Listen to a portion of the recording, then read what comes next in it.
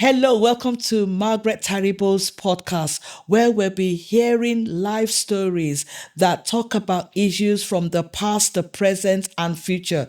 These stories actually look at celebration, look at transformation, and look at impact, not just only for us, but for the generations to come. So welcome to this podcast today. I'm here with my lovely people. Dr. Pelumi, Hello. Obasaju, and Mr. I was all going to say Dr. Stephen there. Amen. Yeah. Dr. Stephen Adewole. That's a big one. But he's also a pastor. So so Pastor Stephen Adewole, we're going to have a nice conversation about, topics today. And we want to believe that these are things that will impact on our generation, because the stories that we want to make it real. They've never, some of these things we're making ourselves vulnerable to say, because it's about, actually, we are real. We are true to and we've all gone through stuff. But we want other people to hear it, not just because we just want to excite people, but because we want them to know and learn, and also support where support is needed. We want to talk about being heard. Strange one, isn't it? Yeah. But it's a true one. How was it then and how is it now? I grew up in that place where, maybe you too, like, children are supposed to be seen, not heard, or do what I tell you, not what I do. Can you relate to that? You tell me about it. Stephen, you want to go first? Yeah. I'm from the same school of thought as yourself, Margaret. First of all, I want to say thank you. Thank you for the opportunity. Good to be here with you, ladies. And, when Margaret spoke about this podcast, I said, absolutely. There is a lot that has gone on, that is going on, that needs to be addressed in terms of cultural issues with us as who we are and being heard. So, yes, absolutely. Was I heard? Do I feel I was heard? Did I listen? Big issues. And if I'm going to start with, do I feel I was heard? Is it okay to go down that route? Yeah. Yeah. When I was growing up, like yourself, you speak and you're heard when you're allowed to. That was the regime. That's what I grew up with as well. And yeah, it greatly impacted me. It greatly impacted on how I then began to parent as a father in this culture. And it was hot. It was a what can I say? It was a rude awakening to understand that how I was brought up is different to how I will bring up, and I had to make the adjustments on what I had, how I was brought up. You do as you say. You do as you say, no questions asked. And that's how it was in those days. But you had to take that pill. I had to take that pill and make the adjustments. I had to, because I have 3 beautiful daughters and I wanted the best, and I still want the best for them. And some of the things that I was doing in those stages, I knew that it was from how I was brought up. You said something there about you wanted the best. Do you think your parents didn't want the best for you, even though because I think it's a thing, a traditional thing? Yeah. Well, that again is all a matter of perspective of the moment. I do believe my parents did what they felt was right in the moment, because that's what they knew. And I think where we're going to go into this as we progress in the conversations, how then I've taken that on board, made it my perspective, and how the impact of that, or what the impact of that has been on me, what I learned, how I have had to relearn, and the impact of all that on my as a father. In fact, it'd be interesting to hear that. Pelumi, what about you? Yeah, so thank you again for having me on here, Auntie. If you hear me refer to her as Auntie, she's actually my blood auntie. So that thing of children should be seen and not heard. I believe I've been raised by a mother who's grown up in that generation, right? And she's made adjustments. And I know when I speak to friends and stuff, they say, your mom is quite relaxed for like an African mother and all of that. So I will say that I've been blessed to have a mother that has encouraged us to speak, to question, of course, within boundaries, and has done her best within her capacity to listen and hear us. But then at the same time, because she has been raised with a certain culture and mentality in terms of how children should behave, not only here in Great Britain, but especially in Nigeria, there are cultural differences. There's certain things that she assumes that we should know. Yeah. But then I've had several conversations with her, especially as I'm transitioning more into adulthood and stepping out and going out into the world of work and school, all of that stuff, that I've said, Mum, there's some things that you assume I know, but I don't know this because I've not grown up in that culture. So for instance, in terms of certain ways younger people are meant to relate to older people in Yoruba culture. And she said, oh, next time do this. And I was like, okay, I didn't know that. I didn't know that, because in British culture, if I'm doing that, it's seen a certain way or it's perceived a certain way, and I need to present myself with a level of confidence in the workplace. Whereas in Yoruba culture, in Nigerian culture, especially as a woman, there's certain things that are taboo or should not be done and can be read as disrespect, especially children questioning or asking why or challenging a certain frame of mind or thought process. And I think it's been interesting for me, especially going through the PhD process, because we're trained to question, we're trained to defend. And there have been times when I'm speaking or having a conversation, it's like, you're sounding defensive. I'm like, how? Like, I'm having a conversation, but then it's that thing of readjusting to, I'm transitioning from a child to an adult. But in African household, you're always a child. Exactly. You remain a child always. So yeah, I agree, because that's how I was. And then sometimes it does sound like maybe when we're trying to say something to our young children, it's like, don't be rude. Listen to me when I'm talking. You know, how does that feel for you guys, really? Because Stephen, do you feel like? Yeah, don't be rude. And that I mean, comes back full circle on the question. Have I been heard? It's interesting that our culture dictates certain things in certain ways, and it now, hindsight, you know, they say hindsight is a wonderful teacher. You look back and you wonder, hold on a second, you know, when you say a child shouldn't be heard and a child shouldn't do this and all these kind of things, how then do they get their opinion out? And is their opinion then not valid? and then how do you get to know that child? Indeed. How do you get to know that the lessons you're instilling in them, they're actually understanding it and not just doing it because mom and dad have said so, but they've been imbibed within them? Absolutely. Yeah. Because I think one of the things when I was growing up is that I was told that I was stubborn. I was told that I didn't comply. I was told that I didn't toe the line. And that's one of the reasons why when you ask that question, are you, or do I feel heard? It's really cuts home for me, because, you know, like yourself, I mean, or in a slightly different way, being born here in the United Kingdom and then going back to Nigeria. At the time that I went, I was 12 years old, right? So I'd been through first year of secondary school here in the UK. Yeah. And then I went to Nigeria, Wow. a boarding school. Wow. I went to a boarding, not in the city, Oh. Well, that makes it worse. in the village. Wow. So Wow. I went from, am I allowed to be real here? Yeah, of course. Yeah, please. That's what it's all about. So I went from going to the toilet, a proper toilet, to going to do my number 2 in a hole in school. Wow. And I remember one time particularly that I went there, and there was another guy in the toilet next to me, like, why are two guys?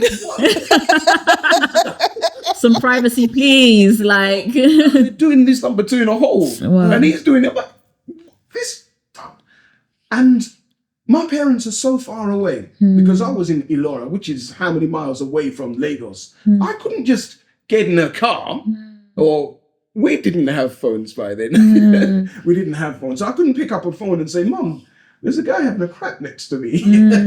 You know, so those are the things. And eventually when I go home on a holiday, and do as you're told. Do as you're told. But did you tell them that you didn't like school? Or oh, come on, man. You didn't like, you're there for a reason. Everybody else is there. You go and do what you're supposed to do. By the time you come back, you come correct. That's what I was told. You know, so I wasn't heard. And, you know, I think that's what set me in a way that then I became resolute and even more grounded in that supposed stubbornness. Yeah. Pastor Stephen, I'm just very curious because you said you've made some adjustments in parenting your daughters. I'm curious in terms of what adjustments you've made. And Oh, wow. I think one of the biggest things that I had to make an adjustment is in my ability to listen to them. Because I know that I wasn't listened to. Because I would go home during the holidays and say, I didn't like this, I didn't. Well, it is what it is. People have survived it. You got to go back there. And that's how I started parenting as well. That's what I used to do as well. But, you know, where I connected with Margaret is that Margaret and my wife, they worked together as colleagues.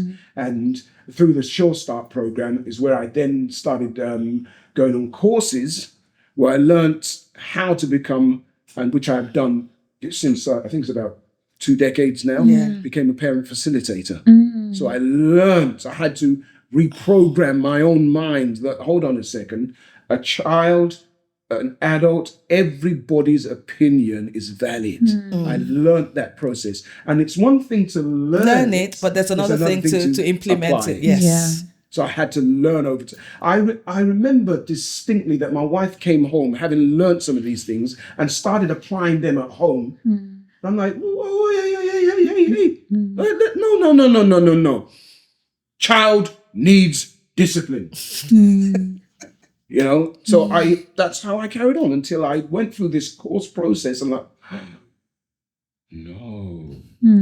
Understanding that I'm getting a mind shift on what understanding is. I mean, what discipline is. That was what's the definition of discipline? Yeah, so for you, Pelumi, what do you think in terms of discipline for you? Just being real for yourself as well.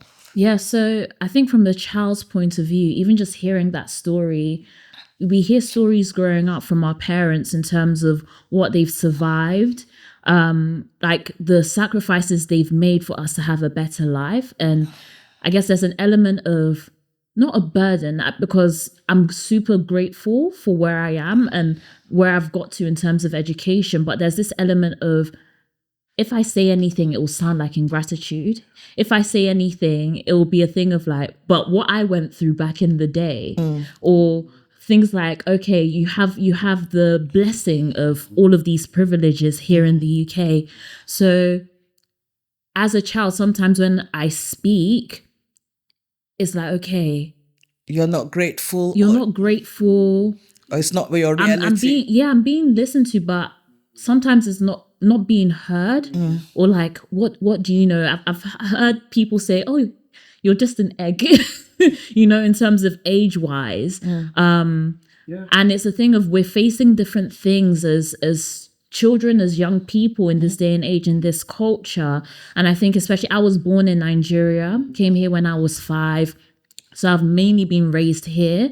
But there is that tension in terms of the culture here and Nigeria, and also explaining that to my mom, that tension of, okay, mom, this is what I'm facing, but it's like, but compared to what I've gone through, or, you know, growing up, we had to, you know, in terms of going to school, in terms of provisions, in terms of things we faced in boarding school, and you hear all of these stories and you're like, wow, look how all my parents have pushed through and have sacrificed for me to have the education I've I've had and to go to the places I'm able to go to. How dare I complain? How dare I even speak? And that's where the issue about not being heard comes in, because you feel that. So we say, oh, but you've not gone through what we went through. So why? How dare you say that? You should be grateful for where you are. So other people don't have that. Yeah. They never had the electricity. They never had that. And I guess my mindset is that, okay, like, I understand and I feel, okay, but you've sacrificed so that I can do better. Right? I can build upon what you have laid down. But then at times it feels like, okay, because of that, it sounds as if I'm complaining. Yes. It sounds as if I'm complaining. And getting over that mindset as well, for me, it's also taken a level of understanding. I love what you said about reprogramming your mind and the humility you went through in terms of, okay, let me learn or relearn what discipline means. So for me, I've also had to take time to have conversations with my elders and understand where they're coming from. I think context is very key, right? Having the context as to why they react or respond in a certain way, having the context in terms of what they view as discipline, and be like, okay, but if we think of discipline as a thing of discipling, teaching, right? In terms of correction, and each child is different, each personality is different, and having the ability to speak and voice your opinions or your mindset or the way you're thinking helps you understand each child and the unique personality, and knowing discipline looks different for each child, right? And each parent will discipline differently as well. So taking time as a child to almost, okay, mum, what have you gone through? Having that conversation, and also knowing when to speak, right? When to offload certain things, and also doing the work myself to break out of victim mentality, right? Oh, okay, if I say this, they'll think this way. No, taking accountability of things I can do in terms of educating or bringing insight into the way things are now and what I'm facing, so that my mum has more context. Yeah. Okay, can I, another thing I want to throw at both of you is, from the conversation we're having, do you feel that then and now, some of us as parents or our older parents, they try to keep secrets in terms of, so that they don't want you, because there's some things they'll tell younger, this generation, that I've been through this? Or do you think there's only a limit to what they say, so that you and that breaks the understanding? How can I understand you from what you're saying? How can I understand when you don't really share as much as that? Sometimes parents don't tell you everything. Is it? I don't know what you think about that. I think there's an element of wisdom in not saying everything. Making sure it's age appropriate. And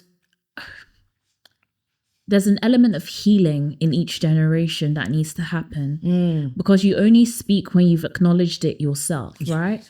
I think for my parents' generation, your generation, please correct me if I'm wrong, but there's a lot of things that are kept hidden or kept enclosed because maybe you've not faced it yourself. You've just kept it bottled up for the sake of moving forward. I don't know. That's the perception we get. I think that, you see, and that's the idea, because the perception that the younger gen feel that maybe we've not faced it. That's why we're not talking about it. Sometimes we have faced it, but sometimes we don't know how to articulate it. We don't know how to say it. We don't know how to explain it. And if it comes out, just like you said, victim, and because we're perceived to be seen as strong people, there's some things you don't share. You just get on with life. And I think that's why we tend to get upset with the Gen Zs. And I think it's challenging that definition of strength, because being vulnerable is an element of strength in and of itself. And I think in African and Afro-Caribbean culture, that vulnerability and that emotional availability, that emotional quotient, that emotional intelligence, that's what our generation, millennials, Gen Zs, we're wanting to bring out more of, like, okay, how are you feeling, mom? How are you feeling? What do you mean, what am I feeling? Let's just carry on, right? But it's that whole thing of giving language to emotion, giving language to trauma, giving language to these things so that we can move forward and heal together. Because for us to move forward as a people, for us to move forward and take accountability and really progress, we need to give language to these things. We need to give language to these bottled up emotions and traumas and all of that stuff. That could be journaling personally first. Again, not sharing everything or dumping onto children, but first articulating it. Why am I feeling like this? Why is there this anger? Why am I shouting straight away instead of like, and that might mean by listening? talking to somebody else as well. Yes, and exactly. I think back home, I think there was much more of that sharing with her, but being in a different culture, maybe not as much, because people feel that if I tell them my story, how will they see me? So when you say back home, what do you mean? I mean, Auntie? I'm back in Africa, back, especially when you come from a different culture, country, system, and it's not something you do, especially in a system whereby you're supposed to be like very secretive with immigration issues and things like that. So, and then because you want to show people that I can do it, I can parent, I can do that, but we end up messing up, isn't it? Stephen, what do you think? I mean, in terms of what you both are talking about, in terms of these whole aspects of feelings, yeah, it's a really, really big deal. Because when we were growing up, we were never taught to express feelings. How do you feel? An expression of feelings is an expression of weakness. Exactly. Is that how it's perceived? Yes. It was perceived. Now, again, my reprogramming has taught me that an expression of feelings is an expression of strength. It's only a person that is strong that is able to be vulnerable and let it go. Because the more, as you said, the more you hold on to, the more you hold on to. Yeah. Let's say garbage in, stays in. It doesn't go anywhere. And that's what eats us up. And especially I find that so much more amongst our men. Men of the colored men, that we don't talk because we're perceived, or the perceived notion that if you express yourself, you're weak. And I'm trying to look into where the origins of that came from. That because you're expressing yourself, you're seen as a weaker person. Yeah, and I think it completely tears us away. It pulls us away from how powerful expressing how you feel, and how liberating when expressing how you feel. And that expression of feelings, right, is very key in terms of being heard. Yeah. Right? Because there's a surface level of just listening to someone. Hearing is going deeper and reading between the lines of what's being said, right? That whole thing of articulating and giving language to experiences, giving language to stories. Now, if someone's language is limited in terms of how they express, hearing and being in touch with your feelings helps you to be in touch with other people's feelings and hear, okay, what is it that they're not saying? And then you can ask questions to dig deeper, digging deeper to bring that, okay, sharing and healing. Because once, as parents, or like anyone displays vulnerability or shares their feelings, it gives permission for the other person to share their feelings. So with parents feeling, oh, our children aren't opening up to us, I think it's a thing of, there was something you said at the beginning, do as I say, not as I do. Yeah. But then if you start doing and sharing the emotions, do as I say and as I do, once you're saying and you're doing, there's a congruence to it. It puts more weight and authenticity to how you live your life and how seriously your children will take what you say. So now when you display vulnerability, you're setting and creating a new culture where someone's like, okay, my parents are being vulnerable, and it starts step by step, but it gives them permission to now share. And that's where the challenge is, really, because sometimes it's like, where's the balance or the thing about saying, can I ask a question, and without mom or dad being on the defensive?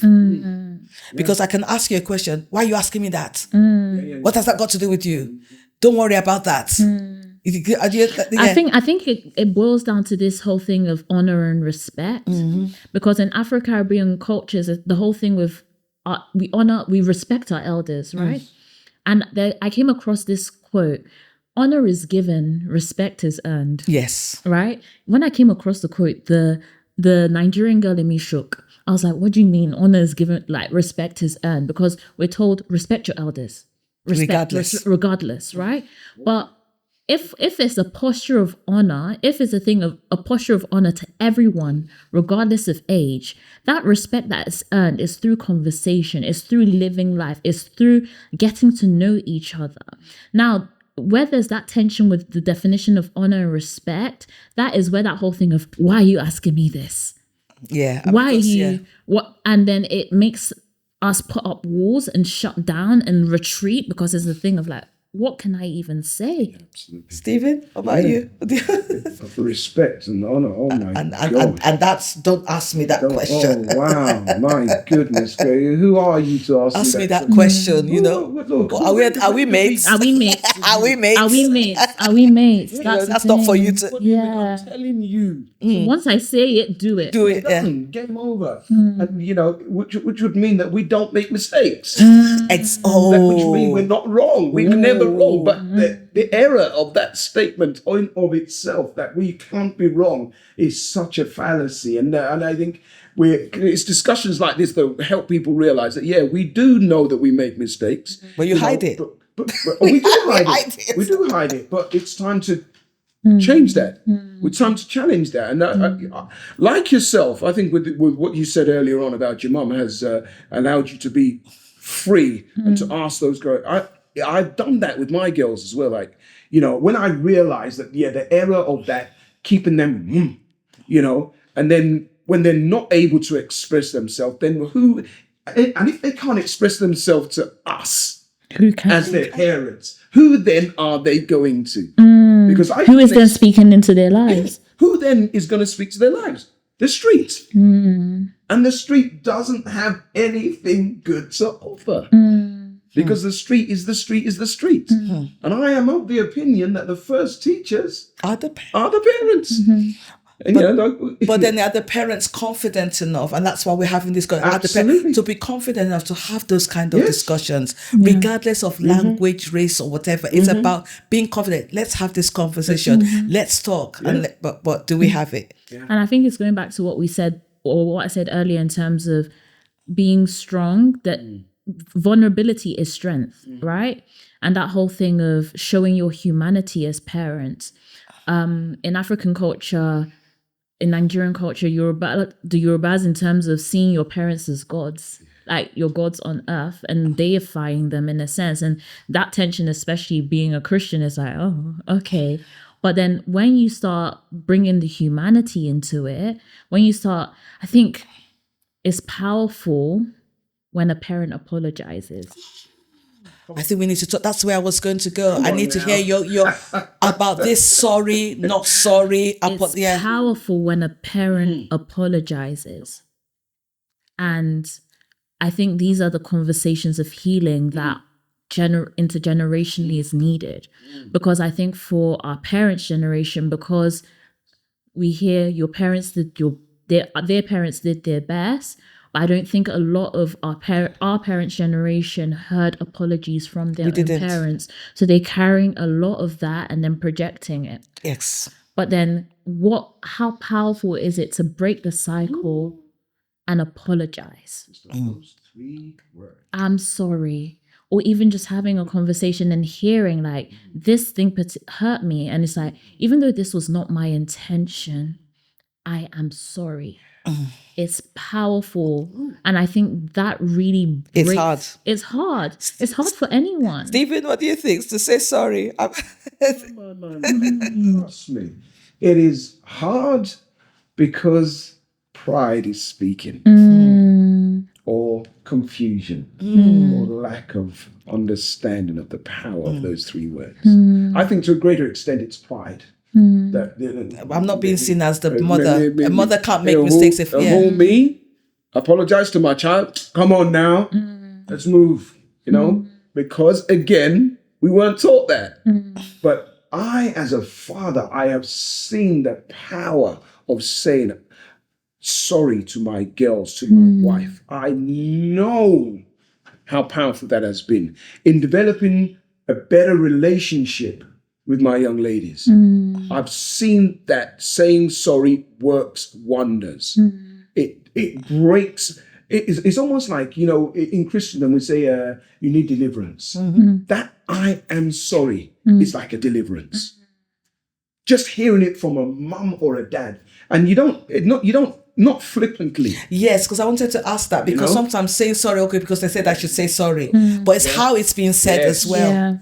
or how it's been Yes. expressed matters a lot. So yeah. And if you're not if a child or a partner is not used to hearing sorry and they hear it for the first time, they're going to be suspicious. Yes. You know, if I say it to my wife and I've never said it before, or my child says it to me, or I try to mine, they've never heard me say it before, they're going to be, What are you doing? what are you doing? What do you Where are want? you going? What do you want? What have you done? You know, they're suspicious. But when you created a new habit of saying, I am sorry, and how you say it and when you say it are so important to the person that you're saying it to. And, you know, like I said, with my girls, the times that I know that I've gone wrong, I know. You understand what I'm saying? I know, Margaret, that I've said wrong. I know that I've done wrong. And I want to make a difference. I want them to know that this dad cares. This dad is making adjustments. So right now, where they're at right now, I have no problem in getting up and say, you know what, Genesis, Lathia, I'm sorry. I did this. I didn't mean to. I'll try not to do it again. Don't mean I ain't gonna do it again. You understand what I'm saying? But at least I can look at you as I'm looking at you right now. I'm the only human, and sorry. say, And I'm sorry. And I think that's part of discipline as well, because discipline, another element of discipline is not just spanking or, you know, that's is not the authoritarian side. It's also what you're displaying, right? And if you're modeling healthy apology, if you're modeling healthy restoration in relationships, if you're modeling great emotional regulation and less explosive just like emotional explosiveness, or like just like reacting to things, that is setting up a good culture for the next generation. That is setting a new legacy in place. And I love what was said about the different ways apologies are expressed. So people are familiar with the 5 love languages. They're also apology languages, right? There's people who want restitution in terms of,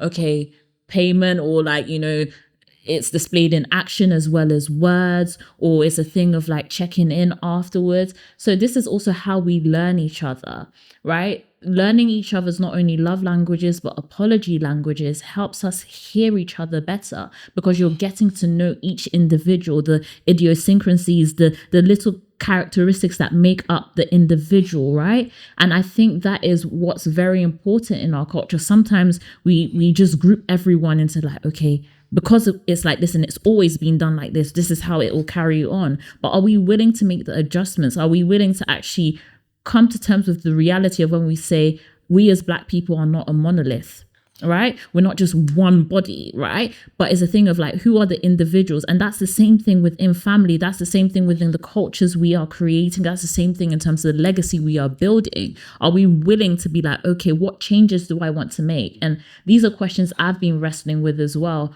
in terms of thinking by God's grace of like marriage and a family. Okay, what things do I want to carry on?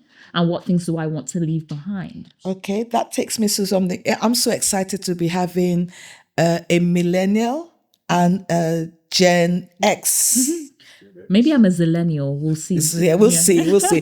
But it's exciting. But you know, one of the things I want to ask again, or let's have a conversation about, is where part of the misunderstanding is also putting people, like, you feel entitled. You know, sometimes you just feel that the idea about not wanting to listen to you or not being heard is like, we just label people.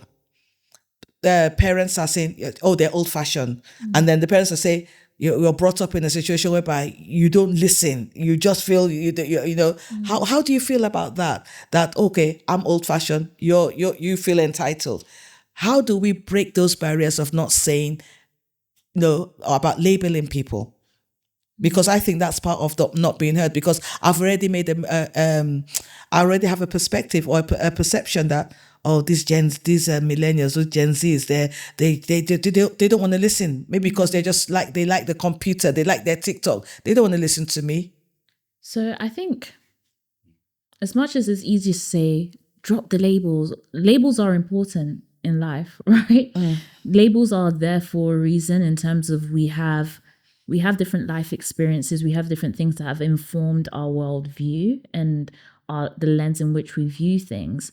What I'll say is that challenge the labels, challenge the judgments that you come to straight away, especially those when you've not taken time to get to know the person and their history and why they've come to the point where they've come to.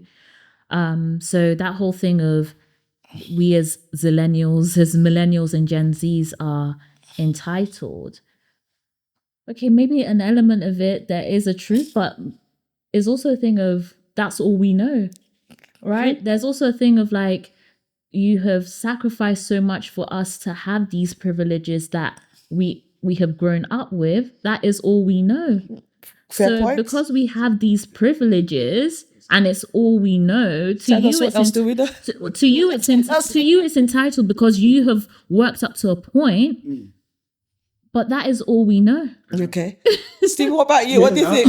That's good. That's a good bit of education then. Yeah, we've done all this to say, because what do we do when we're growing up? We work it all and say, I want my kids to have the best life. So now we've given them that better life, and it's like, hold on a second. No. I want to give you this much, but I don't want to give you all that much. Yeah. So that's a very, very, very valid point. Thank you very much for sharing. Guys, this has been so interesting. So we're going to round up this segment. We're coming back again to look at another angle of this cultural talk that we're having about us and our families and generations to come. But just to wrap up, to say it's been a privilege to have Dr. Pelumi and Pastor Stephen here. But we've been looking at being heard back then and now, but it's also about what do we do. It's about the active listening. It's about healing. It's about language. It's about, conversation. And I think that, we're on the right path here. So watch this space as we continue this discussion next time. Thank you.